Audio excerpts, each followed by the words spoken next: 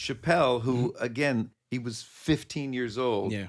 And Barry Katz, my manager, brought him in from D.C.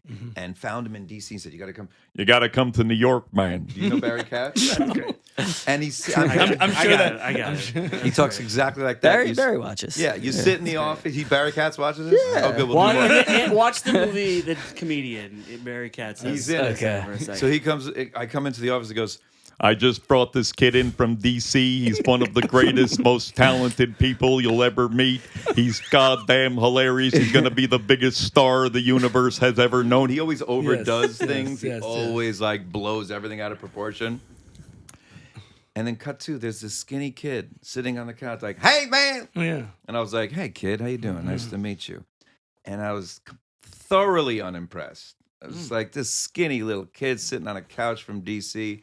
It's like another open micer. And then like that night, he's like, "You want to watch Dave? He's going to be performing at the Boston Comedy Club tonight.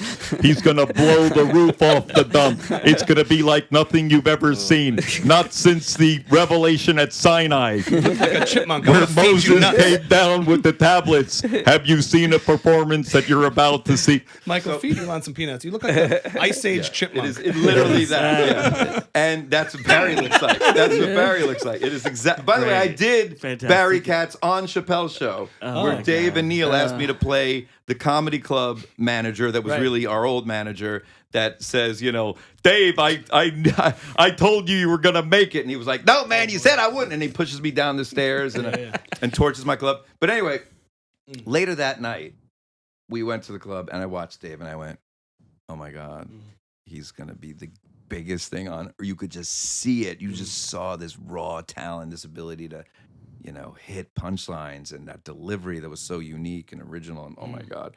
So anyway, so then you watch Dave's meteoric rise and he also like surpasses you. So part of you is like jealous, but a part of you is inspired by it. Now, I'll never be as good as Dave or as talented as Dave. So even if he surpassed me like this, if I could just go to there, that's fine. I don't have to be the greatest comedian that ever lived because I know I never will be.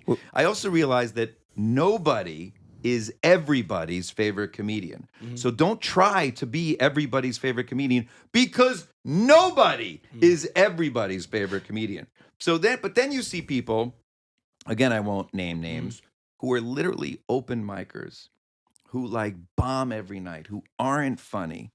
And then and you're here, and then they go like this, and that's where the resentment comes in because you're like, wow, so they have zero talent. They're literally not funny, and they hit something. I don't know. Maybe they did a roast, and they were good on the roast, and that spiraled into whatever, or maybe then you start. But again, you don't want to get cynical, and you don't want to become jealous. There's somebody's comic that they're into. But They you're bring only people. competing with yourself. That's why I never get too angry at other success, and usually it inspires me. Like, well, if they could do it. Oh my, it's like anyone can. When did you develop that? Did you start out with that attitude or you had to learn that at a certain I was point? very like angry and jealous at a young age. Like when Sandler beat me at SNL.